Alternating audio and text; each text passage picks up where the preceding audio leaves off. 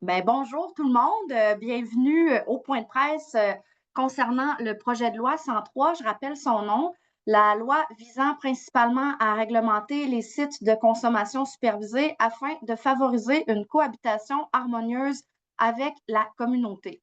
Ce point de presse est organisé par la coalition Solidarité Santé, la Ligue des droits et libertés, le Réseau québécois de l'action communautaire autonome, le RQAC, et la table des regroupements provinciaux d'organismes communautaires et bénévoles, la TRPOCB. Le point de presse s'intitule aujourd'hui Le projet de loi 103 doit être rejeté pour le bien des groupes actuellement visés et pour tous les autres. On le tient alors que la Commission de la santé et des services sociaux va reprendre ce matin l'analyse de ce projet de loi. Rappelons que le projet de loi 103, dans le fond, il entend imposer des règles aux organismes qui soutiennent les personnes qui fréquentent les sites de consommation supervisés et les personnes en situation d'itinérance, notamment en décidant du lieu où ils doivent ou en fait ne peuvent pas s'implanter. Les intervenantes puis les intervenants aujourd'hui vont mettre en lumière l'ampleur des problèmes qui sont causés par le syndrome pas dans ma cour, qui malheureusement est promu par le projet de loi 103. Les personnes qui vont s'exprimer, elles représentent les 4 organisations que je viens de nommer, mais aussi des organismes communautaires qui sont actuellement directement visés par le projet de loi et d'autres organismes qui craignent d'être les prochains sur la liste. Toutes ces organisations-là vont témoigner de la gravité des conséquences qu'aurait l'adoption du projet de loi, tant sur l'autonomie des groupes communautaires que sur la santé et la sécurité des personnes qui les fréquentent, qui y travaillent ou qui y contribuent bénévolement. En gros, en plus de rater sa cible de cohabitation harmonieuse et de brimer les droits et libertés des personnes qui fréquentent ce type d'organisme, son adoption constituerait un grave précédent parce que ça pourrait être suivi par d'autres projets de loi ou règlements similaires qui s'appliqueraient à d'autres types d'organismes communautaires ou même à l'ensemble des organismes du mouvement de l'action communautaire autonome. Donc, voici un peu le contexte dans lequel on se réunit. On va d'abord entendre les porte-paroles des 4 organisations qui ont convié les médias à ce point de presse. Puis ensuite, on va entendre 3 représentantes et représentantes des organisations qui sont touchées directement par le projet ou qui craignent d'être les suivantes. Ensuite, les journalistes vont pouvoir poser leurs questions à nos porte-paroles. Puis, juste préciser que, pardon, dans le clavardage, vous pouvez trouver le lien vers le communiqué, puis d'autres informations, dont l'enregistrement du point de presse. Donc, c'est sur le site Internet de la table, trpocb.org, PL103 à rejeter. J'aimerais souligner la présence de groupes communautaires qui sont ici en ce moment. C'est quoi, une soixantaine, au moins plus de 50 en tout cas. C'est tous les groupes communautaires qui sont préoccupés par le projet de loi. Même si vos micros sont fermés, votre présence est éloquente. Merci d'être là. Puis je veux dire, préciser aussi, vous pouvez vous exprimer dans le clavardage. Donc, si vous avez des exemples, des choses comme ça, les journalistes, vous pouvez être à l'affût et vous parler par clavardage. Si jamais, au besoin, vous avez besoin d'être mis en lien, dites-nous-les. Donc, c'est maintenant le temps de céder l'espace à nos porte-paroles. Je vais laisser le soin à chacun, chacune de se présenter eux-mêmes et nommer leur organisation. Donc, la parole est à vous. Merci Géraldine. Bonjour tout le monde. Je m'appelle Alexandre Petitclerc, je suis président de la Ligue des droits et libertés. La Ligue des droits et libertés est un organisme qui vise à connaître, à faire connaître, en fait, à défendre et à promouvoir l'universalité, l'indivisibilité et l'interdépendance des droits qui sont reconnus dans la Charte internationale des droits de l'homme. C'est une organisation qui existe depuis 1963 au Québec. Notre prise de parole aujourd'hui vise essentiellement à démontrer que le PL 103 va porter atteinte aux droits humains des personnes les plus vulnérables. Donc, ce projet de loi comporte des risques importants pour les personnes qui bénéficient des services des centres d'injection supervisés, entre autres, puis que ce projet-là donc comporte des atteintes fondamentales à leurs droits. La Ligue des droits et libertés aussi s'inquiète de l'utilisation de cette expression-là, qui est celle de la cohabitation sociale, en fait, qui impliquerait que différentes classes de la société doivent cohabiter au sein d'un espace public et ces différents groupes-là jouissent donc de droits différents qui seraient mis en opposition les uns par rapport aux autres. Donc, la Ligue s'inquiète de la montée de ce type de tentative d'opposer en fait les droits de certaines personnes au sein de la population. Les espaces publics puis les quartiers doivent être disponibles pour toutes et tous, eu égard de leur situation. La Ligue se préoccupe aussi des dispositions qui sont prévues à au PL 103, dans la mesure où on pourrait voir un effet repoussoir des groupes plus vulnérables. Et donc, en fait, le projet de loi ferait juste déplacer les problèmes et non pas les régler. La Ligue des droits et libertés aussi, en fait, cherche à montrer que ce dont témoigne, en fait, ce projet de loi-là, c'est encore une tentative de l'État ou du gouvernement de, en fait, ne pas répondre véritablement à ces manquements. Il y a plusieurs groupes de la population qui sont préoccupés par l'augmentation des situations de vulnérabilité dans certains quartiers, mais donc l'État décide de repousser le problème au lieu d'adresser de front les problèmes sociaux qui en découlent.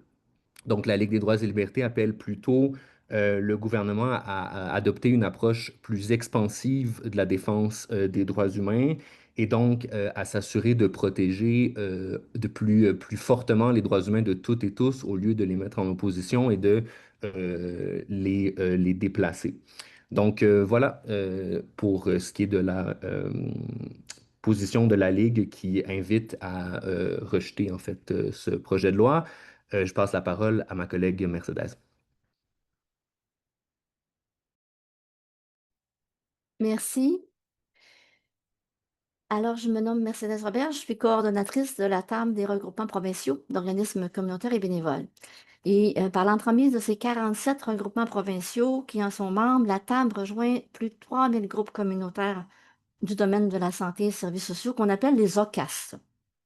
Ce sont des maisons des jeunes, des centres des femmes, des cuisines collectives, des maisons d'hébergement, des groupes d'entraide, des centres communautaires et des centres d'action bénévole, entre autres. Ils soutiennent la population dans son ensemble, tout en luttant contre les injustices ayant des répercussions sur la santé physique, la santé mentale et pour toutes sortes de raisons, de situations et de conditions. En tant qu'interlocutrice nationale des OCAS face au ministère de la Santé et à Santé Québec, la Table surveille toutes les décisions gouvernementales qui peuvent affecter les pratiques des groupes, leur autonomie, leur démocratie interne et conséquemment leur liberté d'association.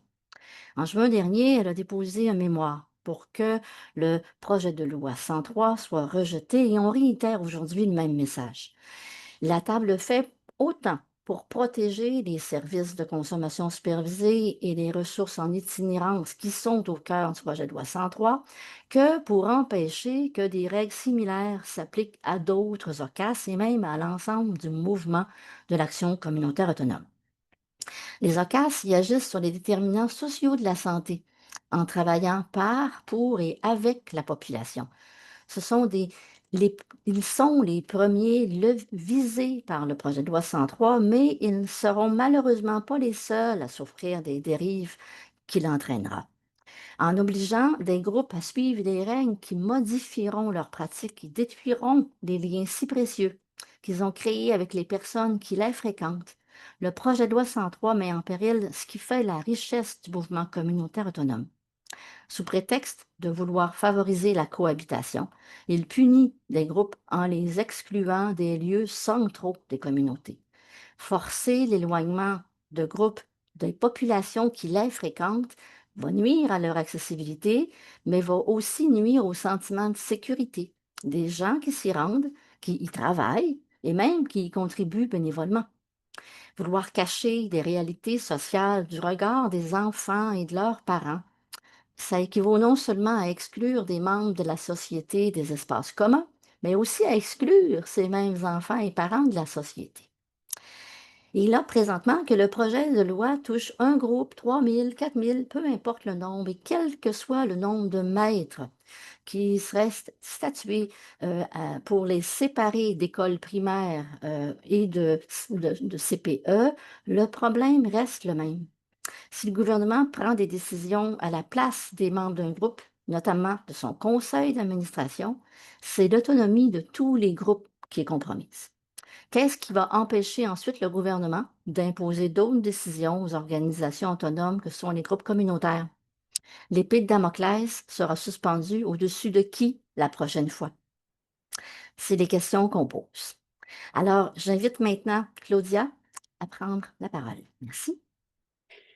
Donc, bonjour, mon nom est Claudia Fleury-Leduc, responsable des campagnes au Réseau québécois de l'action communautaire autonome.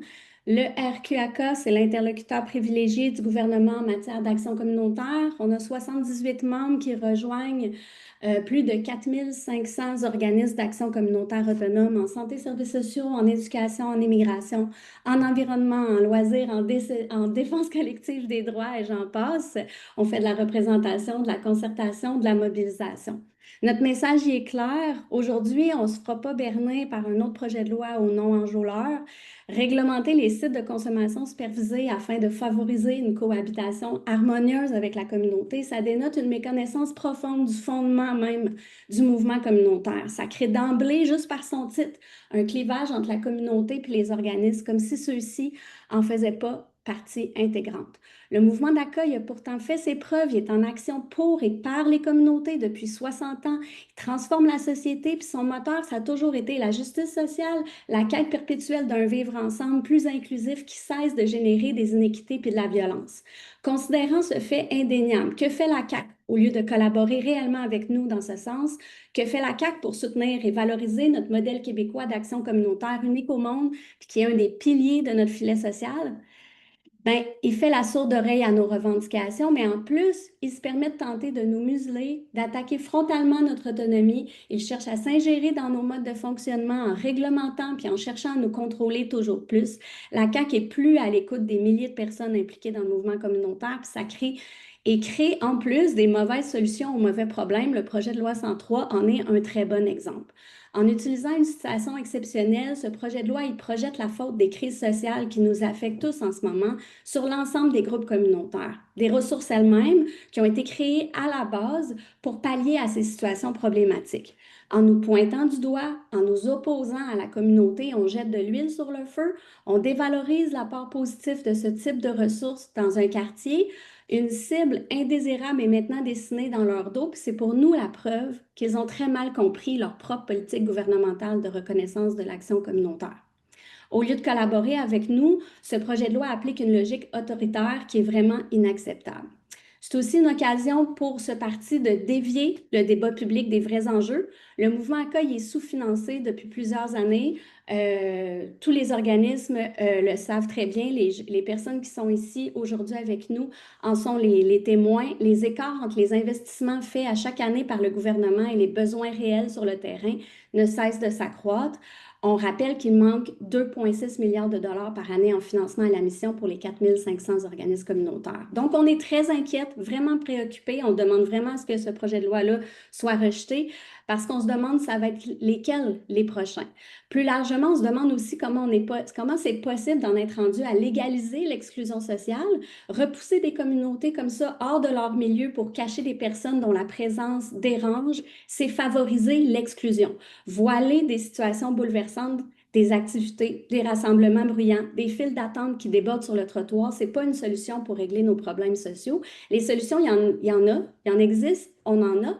Écoutez la population, les experts et le mouvement communautaire, puis abandonner ce projet de loi, c'est ça notre message. Je cède la parole à Geneviève Lamarche, coordonnatrice de la Coalition Solidarité Santé. Merci beaucoup, Claudia. Je suis la coordonnatrice Geneviève Lamarche, la coordonnatrice de la Coalition Solidarité Santé. On est composé de plus de 40 groupes communautaires, syndicaux et citoyens. On défend un réseau public de santé et de services sociaux accessible, universel et équitable. Plusieurs de nos groupes membres sont inquiets à divers égards et à raison là, par rapport au projet de loi 103. Il y a énormément de choses dans ce projet de loi-là qui nous ont fait sourciller. Il y a une atteinte directe à l'autonomie des organismes communautaires, ça menace de réduire les services aux populations vulnérables, puis ça ouvre aussi la porte à la discrimination systémique de personnes marginalisées, là, telles que mes collègues en ont fait état. Actuellement, au Québec, une des crises majeures de santé que l'on vit, c'est celle des surdoses. Il y a eu 645 décès en 2024 au Québec, puis de nombreuses hospitalisations. Puis tout porte à croire là, que ce nombre-là il est en augmentation.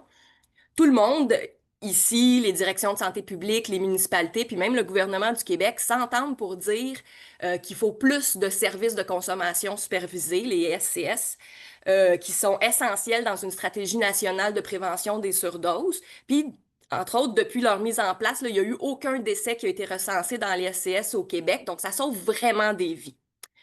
Maintenant, le projet de loi 103, ça veut favoriser une cohabitation harmonieuse, puis pas régler un problème de santé publique, soit. Puis on peut pas être contre là, la bonne cohabitation. Le problème, c'est que s'il est adopté, ce projet de loi-là va empêcher des ressources essentielles de voir le jour, et puis il met même en péril des ressources qui sont déjà existantes. Si on ne privilégie pas une approche de concertation, on va juste empirer les problèmes de cohabitation. Puis soit dit en passant, il y a des ressources qui sont à l'intérieur d'un 150 mètres d'école ou de garderie, puis qui sont pas confrontées à des problèmes de cohabitation. C'est pas normal de faire reposer sur le dos des organismes communautaires toute la responsabilité de la bonne entente sociale. Autre chose qu'on déplore, c'est que le gouvernement il nous a habitués dans ses réformes en santé et services sociaux à faire à sa tête, à pas consulter les acteurs concernés. Ce projet de loi-ci fait pas exception. Il n'y a pas eu de consultation préalable. Puis là, on se demande si le ministre, a posteriori, il va les entendre, les groupes, puis s'il va nous entendre. Le principe, là, va donc jaser à ton voisin avant d'appeler la police dessus parce qu'il parle trop fort.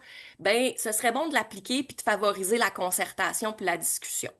Il y a des façons de régler des problèmes de cohabitation qui passent pas par l'exclusion de services de santé. On se demande aussi pourquoi les enjeux d'itinérance sont soulevés dans ce projet de loi-là. Ça nous laisse entrevoir une volonté du gouvernement de se garder une porte ouverte pour élargir la marginalisation à d'autres groupes qui pourraient être jugés dérangeants. Les organismes communautaires, comme mes collègues l'ont mentionné, ils sont issus de la communauté, ils font un travail qui est essentiel pour la communauté, mais c'est tout naturel qu'ils aient pignon sur rue dans la communauté. C'est eux qui sont sur le terrain, qui identifient les besoins, qui développent puis qui portent à bout de bras des initiatives pour protéger la santé des groupes les plus menacés de la société. Plutôt que de limiter leur action pour régler les problèmes de cohabitation en amont, ben, il faut un encadrement adapté aux réalités locales, des mesures de prévention puis de sécurité renforcées autour des SCS, puis une écoute active des citoyens puis des organismes de proximité.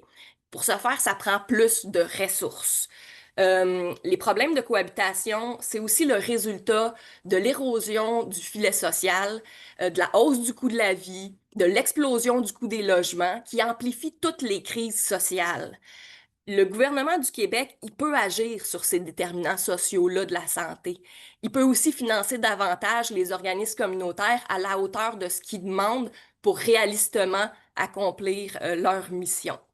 Donc, merci beaucoup d'avoir écouté, puis je cède la parole à Denis Larue-Fréchette.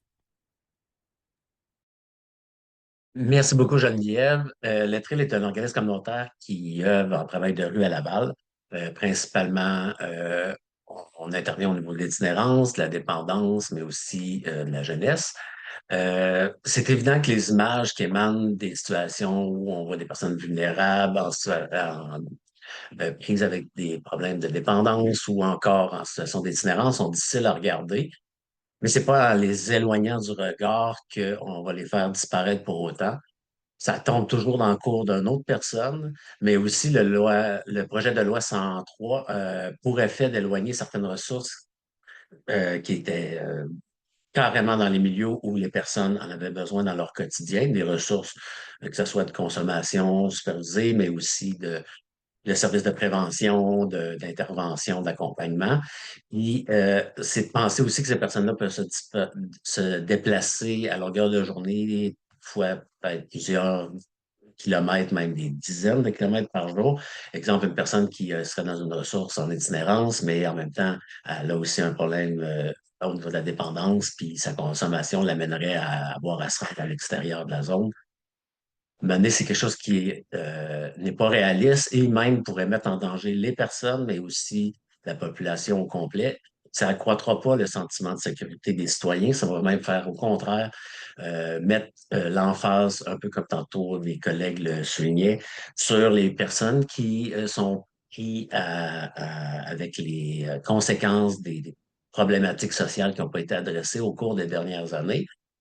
Et en bout de ligne, il y aura, le citoyen se sentira pas plus en sécurité quand il va circuler dans son quartier. Il va juste avoir encore plus sous les yeux des situations difficiles, des personnes en détresse qui vont consommer dans une ruelle, dans une cour arrière, parce que c'est pas parce que la ressource se déplace que les personnes vont être capables de se déplacer, vont le faire où ils vont pouvoir. Il y a des personnes qui n'ont pas de mobilité, même s'ils sont aussi des personnes dans la rue.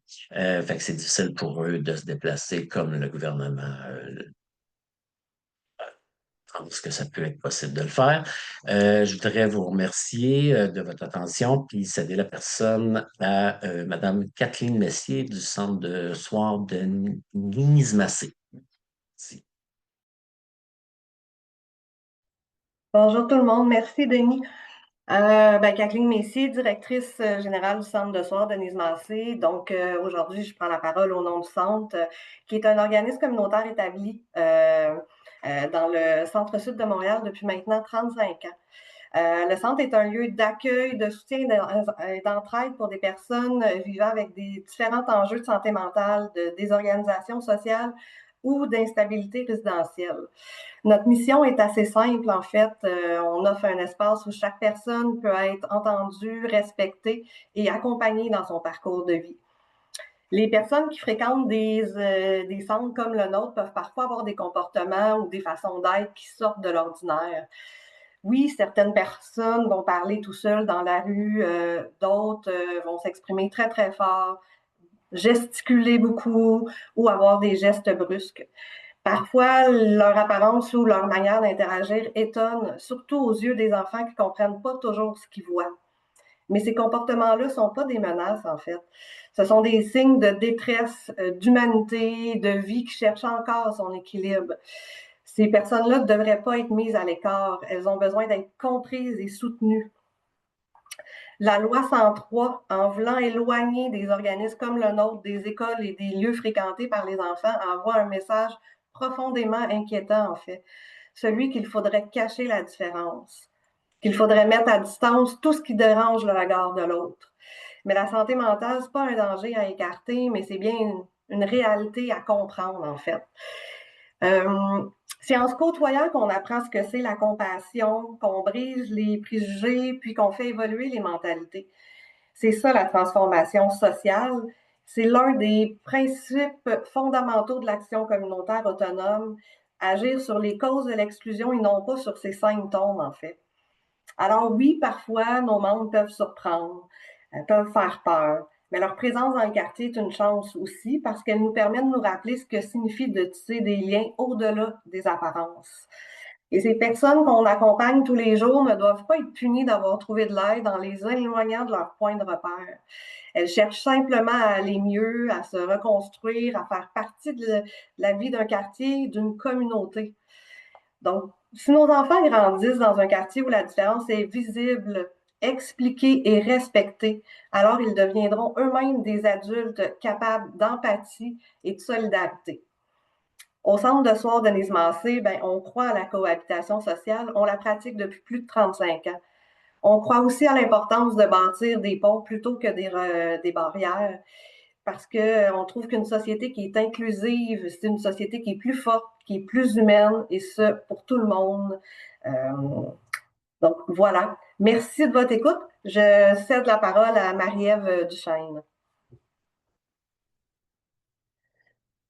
Oui, bonjour tout le monde. Marie-Ève Duchesne du Comité populaire Saint-Jean-Baptiste, aussi appelé le COMPOP. Le Comité populaire Saint-Jean-Baptiste, c'est un organisme de défense collective des droits qui a pour mission de défendre les droits politiques, socioculturels et économiques des résidents et résidentes du quartier Saint-Jean-Baptiste dans la ville de Québec. On travaille principalement sur deux enjeux, le droit au logement et l'aménagement urbain. Si on est là aujourd'hui, c'est premièrement pour exprimer notre solidarité envers les personnes itinérantes et utilisatrices de drogue qui sont attaquées de plein fouet dans ce projet de loi-là.